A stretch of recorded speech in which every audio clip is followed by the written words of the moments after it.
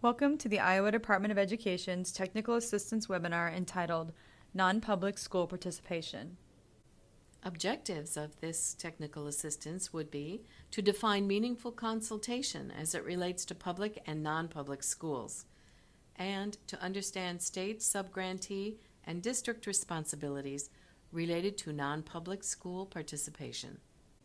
Iowa Code Chapter 280.4, Uniform School Requirement, states when a student is limited English proficient, both public and non-public schools shall provide special instruction, which shall include but need not be limited to either instruction in English as a second language or transitional bilingual instruction.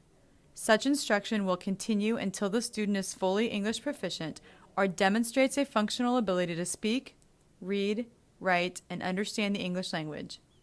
The Department of Education has monitoring and technical assistance responsibilities.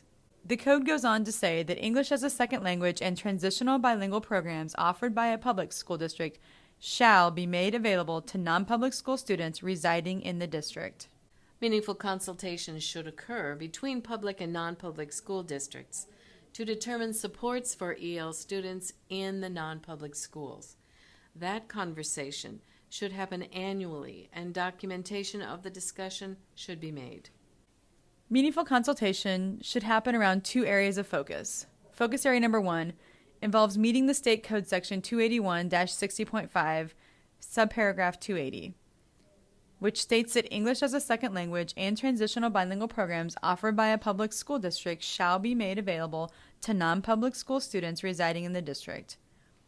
Focus area 2 relates to providing equitable Title III services, in which public school districts must provide services that approximately equal the amount of Title III funding generated by the number of ELs identified at the non-public school.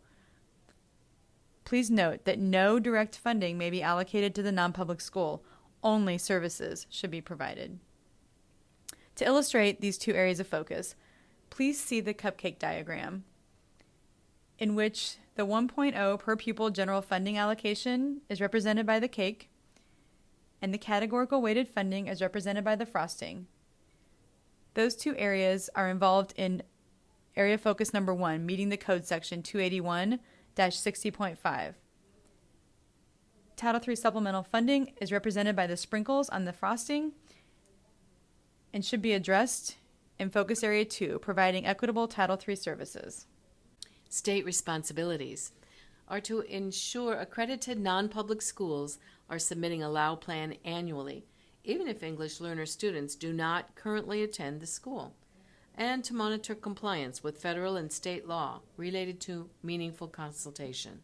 Subgrantees are required to monitor and support meaningful consultation between public and non-public schools, ensure that non-public schools have equitable access to Title III funds, and ensure that no direct funding is allocated to non-public entities. District responsibilities. Public schools must offer an opportunity to a meaningful consultation with their non-public schools. All non-public schools are required to have a LAU plan, even if EL students do not currently attend the school, and if they enroll ELs, they must follow all federal and state requirements related to ELs. Let's recap.